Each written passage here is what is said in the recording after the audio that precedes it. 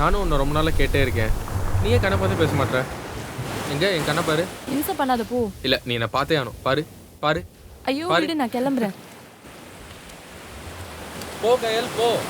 உன்னை எல்லாரும் மாதிரி நார்மல் பொண்ணாக்காம விட மாட்டேன்.